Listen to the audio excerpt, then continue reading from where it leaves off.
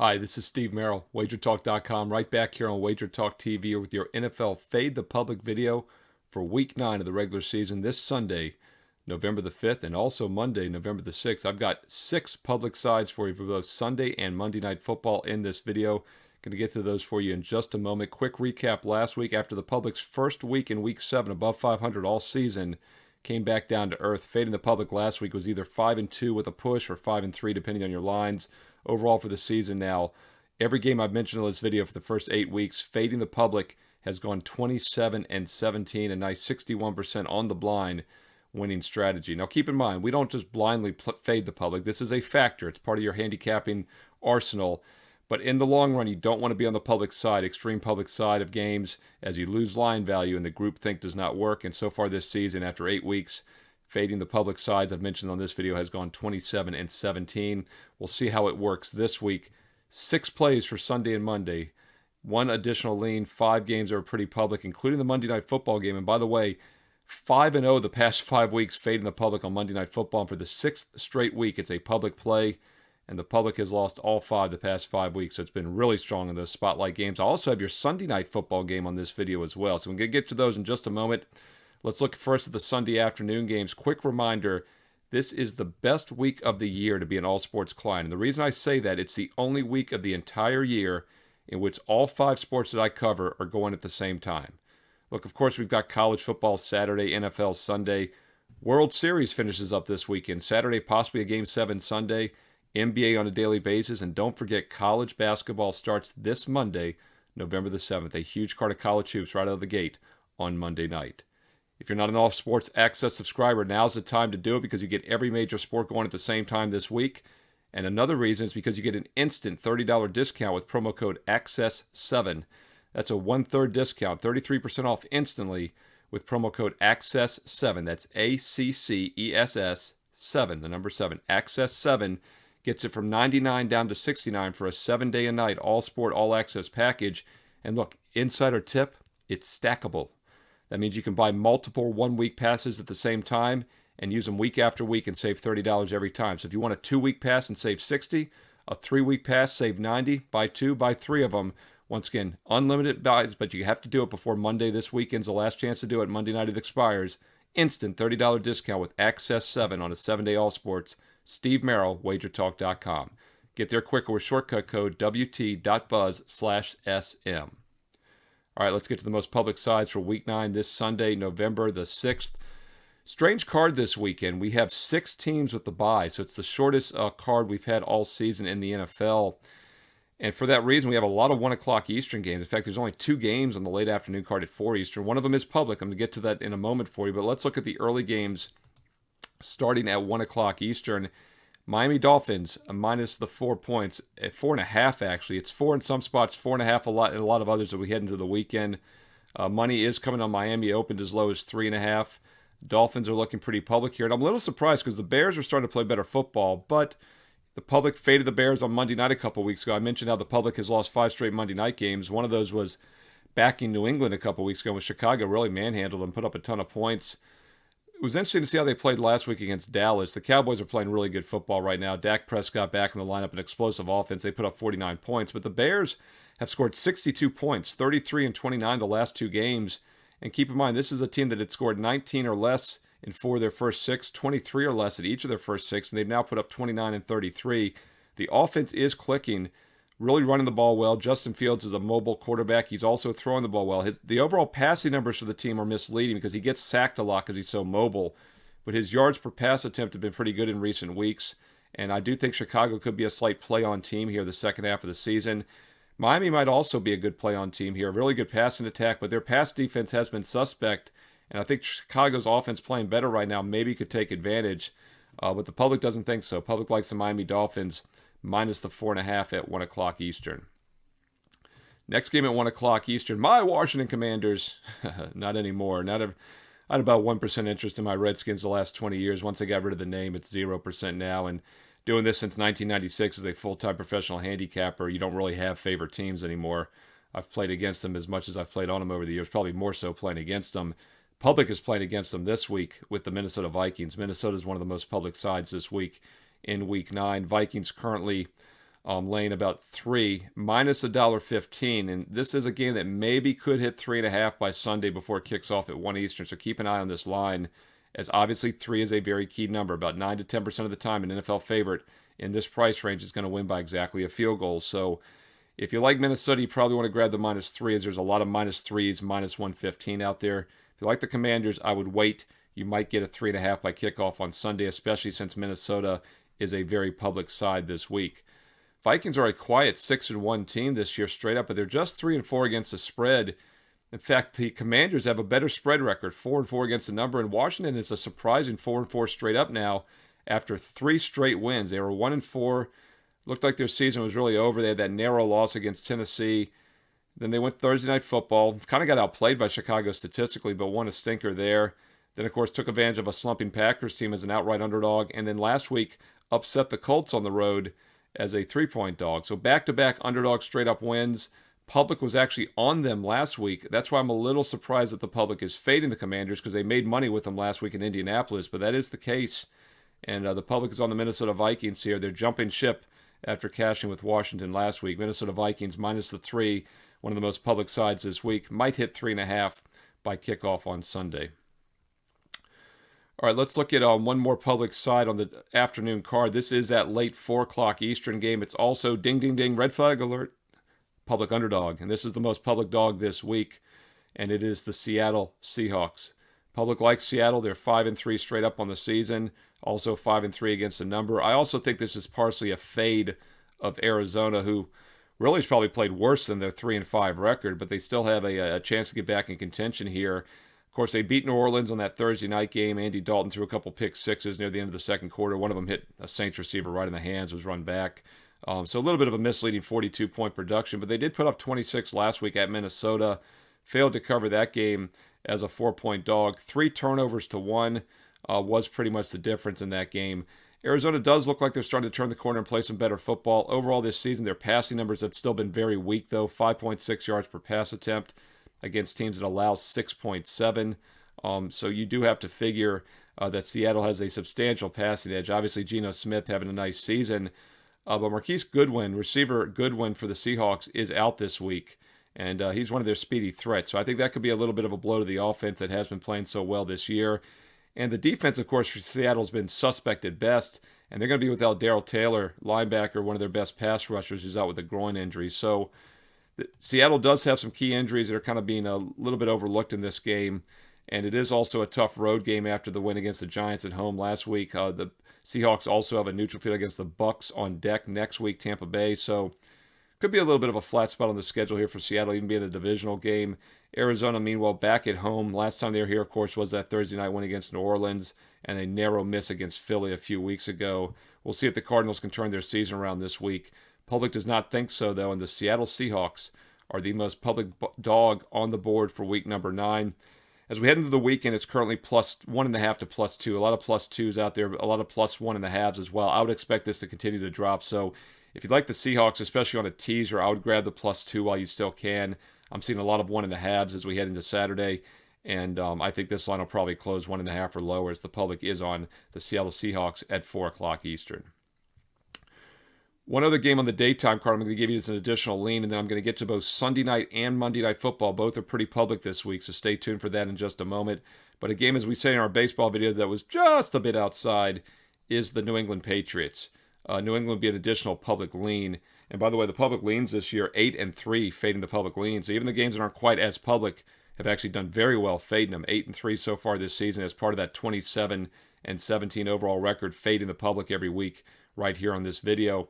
That game goes at 1 Eastern. New England's currently -6 in most locations. And it's an interesting game to talk about. You know, last week I mentioned how the public cash with the Washington Commanders, fading the Colts, who were starting second-year quarterback out of Texas, Sam Ehlinger. Ehlinger had a fantastic preseason. I talked about it here in the video last week and used it as a free play also on WagerTalk.com. And Ehlinger actually did not play bad last week. He had a QB rating over 100 again, 17 for 23 passing. They just really couldn't get it going offensively. And Indianapolis last week did have a 2-1 turnover deficit. They've now had a 5-2 turnover deficit the past 2 weeks in those low-scoring losses against Tennessee and Washington. So we'll see Ehlinger on the road against Belichick. Probably not a great matchup for a young quarterback. but he looked really good in the preseason, and he actually played pretty respectable last week as well for Indianapolis. Running back Taylor is out, though, for the Colts. That is a concern, obviously, when you have a young quarterback making his first true road start. Not having Jonathan Taylor in the lineup to take some of the pressure off the passing game could be a concern. But New England's got some injuries also that aren't being talked about. Mac Jones won't have his starting center once again this week, as Andrews is still dealing with concussion he suffered against Chicago 2 Mondays ago. And Jones also won't have one of his top receivers, as Parker will be inactive in this game, Devontae Parker with the knee. So starting center out, Devontae Parker out at receiver. New England also a little banged up and shorthanded as well, but the public doesn't care. They're backing the Patriots as an additional lean. And it's interesting because last week I mentioned the public faded Indianapolis with Washington and won, so not a surprise they're fading them again here. But they also faded, if you remember, New England. They were on the Jets. The Jets were a public dog last week, so public faded both of these teams last week. They cashed doing so against Indianapolis, but they lost doing so against New England. Now they're backing New England. Not as strong as the other 3 games I mentioned, but still a game that has some public data on it.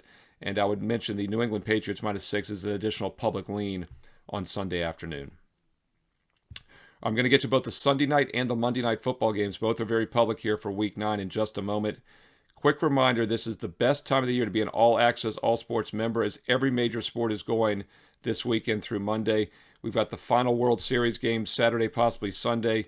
Huge college football card Saturday. By the way, if you're joining us on Saturday afternoon when this video goes live every week, the Fade the Public video, I do have 7 college football best bets this Saturday. I had 5 each of the last 2 Saturdays, went either 7-2-1 or 8-2 against the number, depending on your lines.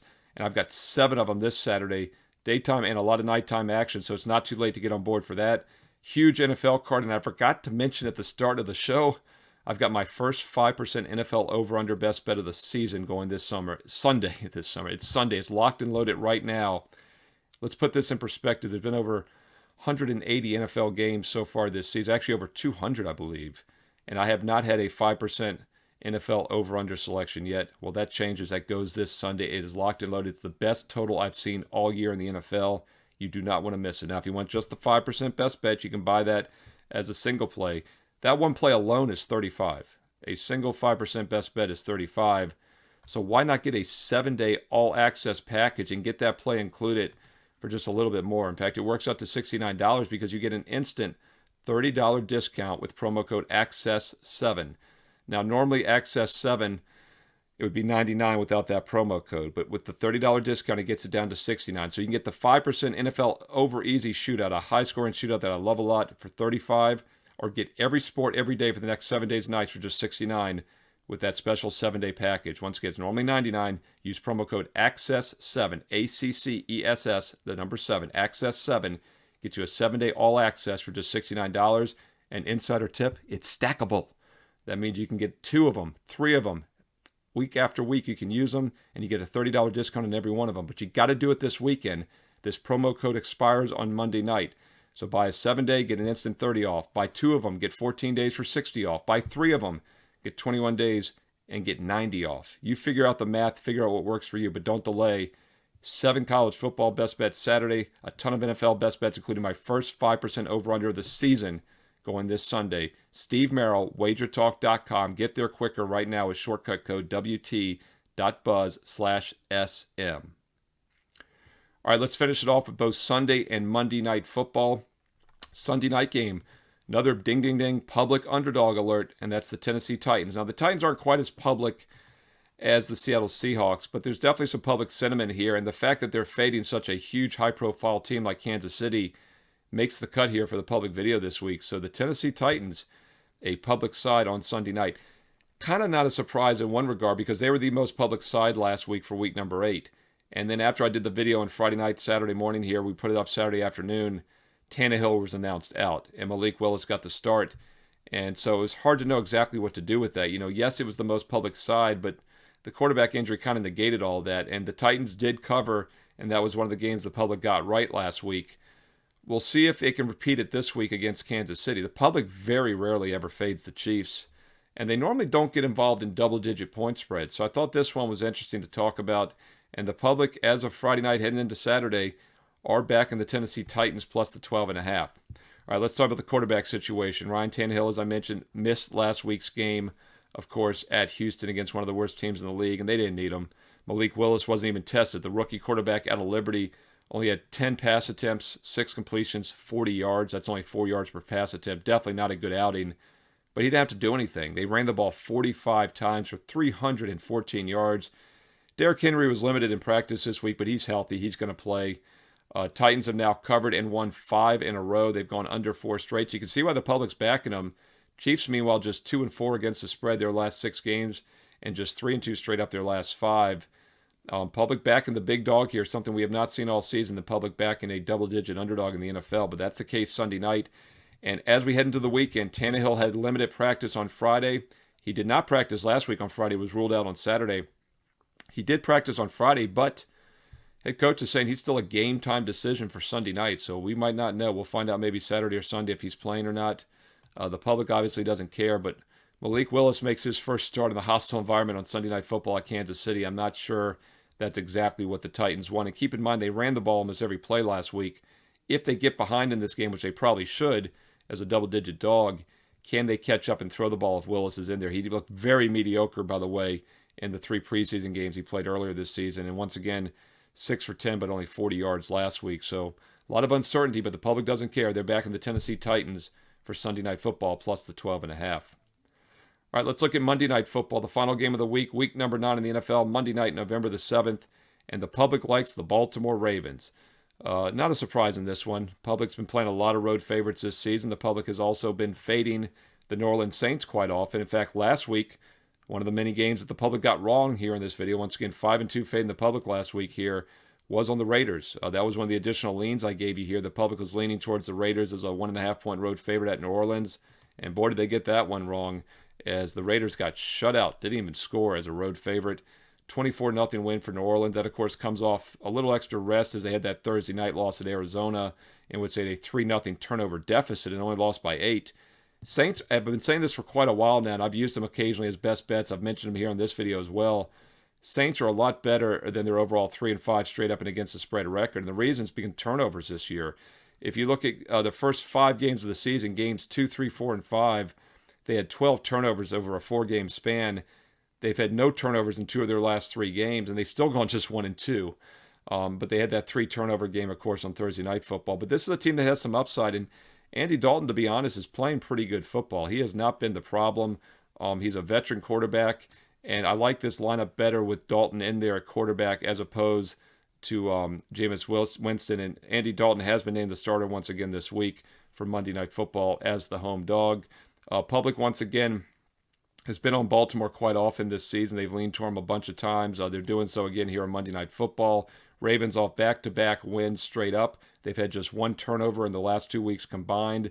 So the turnover edge has definitely gone to Baltimore this season.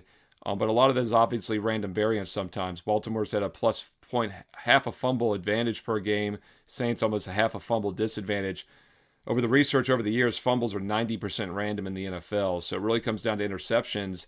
And Andy Dalton and Saints, they have thrown some picks this year. But keep in mind, those 2 pick sixes that Andy Dalton threw against the Cardinals on Thursday night a couple weeks ago, one of them hit the receiver right in the hands and was the receiver's drop, basically. So I think Dalton's looked pretty good. His quarterback rating's been pretty good so far. If they can keep the turnovers down, they definitely could be a live dog on Monday Night Football. We'll see how it plays out, though, because the public definitely likes Baltimore. This is actually probably one of the most public plays I've seen all week, not just Sunday or Monday, in the entire week here, week 9. Baltimore Ravens definitely looking pretty public. Currently, as we head into the weekend, they're minus 2.5. There are some minus 115s out there, so could this line hit the key number of 3 by kickoff on Monday night? Possibly. If you like the Ravens, probably want to lock up the minus 2.5 now. If you like the Saints, I would wait. This will be a heavily bet game, and the public is definitely going against the Saints, so you might find some plus 3s by kickoff on Monday night. Once again, the public heavy on the Baltimore Ravens for Monday Night Football. As I mentioned earlier in the video, this is the 6th straight week that the Monday night game has made the cut as a public side, and the public has lost each of the last 5. So you're perfect 5-0. Part of that 27-17 record, 5-0 fading Monday night public plays the last 5 weeks. We'll see if it's 6 in a row. Public likes the Baltimore Ravens this Monday for week number 9. All right, a lot of data there. 6 games in all, 5 public plays and 1 additional lean for you for week 9. Don't forget, I have my first 5% NFL over-under of the season. 200 plus games this year in the NFL, and I have not had a 5% total yet. Well, that changes. That goes here in week 9. It's an easy over shootout, a high scoring shootout. I love these games because I honestly think we could win this one by the third quarter and not have to sweat it. That's the beauty of playing overs in the NFL. These high scoring shootouts a lot of times are over by mid third quarter, and I love it. I'm hoping that's going to be one of them this week. So you want to get that play right now. That play alone is 35, okay? If you get a 7-day package, it's normally 99, but with promo code ACCESS7, it's just 69. So if you want that 5% NFL play for 35, you might as well get a 7-day all access for just 69 because you're going to get every college football play for a full week, every NFL best bet for a full week, Major League Baseball World Series this weekend, Saturday, possibly Sunday if there's a Game 7, NBA when we have it every day of the week, and college basketball, yes, starts in just a couple days. This Monday is college basketball. It's the only time of the year in which you have all 5 of my major sports going in the same week. So why not get a 7-day all access and save while you do so? And don't forget, it's stackable. It's stackable. That means you can buy multiple 1-week packages and use them week after week, but you got to get them now. This promo code expires on Monday, so get them this weekend and start stacking. $30 discount on a 1 week, $60 off when you buy 2 of them, $90 when you buy 3 of them. So you can make a 14, 21 day and get a bigger discount. And no matter which option you choose, you get every best bet that I'm personally using each and every day. The same plays I've won with consistently for the past 26 years, you get on a daily basis with full detailed analysis. Steve Merril, WagerTalk.com. Use that promo code ACCESS7 to get an instant $30 discount on every 7-day all access that you buy, and they're stackable. You get 2, 3, 4 in a row and use them all month long. Get there quicker, by the way, is shortcut code WT.buzz/SM. Hey, thanks for watching. Hope you found this video useful. Once again, if you're joining us, it goes up every Saturday afternoon. So if you're joining us on Saturday, don't forget my college football top 25 video is on this channel as well. There are 4 head-to-head matchups, 1 late afternoon and 3 nighttime games. So plenty of time to get all that free college football information. Also have several nighttime best bets as part of my strong 7-pack for college football. 8-2 the last 2 Saturdays, either 7-2 or 8-2 depending on your number. And I've got 7 best bets this Saturday. We've been red hot in college football. NFL is loaded for Sunday, including my first 5% over-under best bet of the season. And don't forget, college hoops starts this Monday night, my favorite sport of all. What a great time to be a client. What a great time to get an all-access. Get a 7-day right now with promo code ACCESS7, Steve Merril, WagerTalk.com. Hey, hit the thumbs up, the like if you found this information useful. Make sure you hit subscribe and hit the bell for instant alerts. If you want to know when this NFL Fade the Public video goes live every week, my college football top 25 video, you'll get an instant alert when you hit that bell and you hit subscribe. Most importantly, you know the drill. Leave me some comments below. I love my comments. I read each and every one of them, and I reply back to all of them as well. I honestly believe the smartest sports betting viewers are right here on WagerTalk TV. Don't forget also to download the WagerTalk TV app on your favorite mobile device. And you can listen to these podcasts and TV shows also audio style in your favorite podcast apps as well. WagerTalk has podcasts, downloadable app, and once again, WagerTalk TV. Let's keep it free. Hit subscribe, hit the bell, hit the thumbs up, and leave me some comments below. Let me know your thoughts on Week 9 in the NFL, where you agree or disagree with the public. As always, it's a filter, right? It's a factor. It's part of the handicapping process, and we don't just blindly play against the public, but doing so has worked pretty well this year. 27-17 in the video. Let me know where you think it's going to work here in week number 9. Hey, give me some player props. Last week, you guys threw in some player props. I'd love to see those. Also, your 6-point teasers. The NFL is the one sport in which playing teasers does have a mathematical edge, but you got to cross over key numbers, mainly 3 and 7. So keep that in mind when throwing in those teaser selections. And once again, let me know where you like in the NFL for week number 9, where you agree or disagree with the public. Let me know your thoughts. Best of luck. I appreciate the support. Thanks for watching. I'll talk to you again soon right here on WagerTalk TV.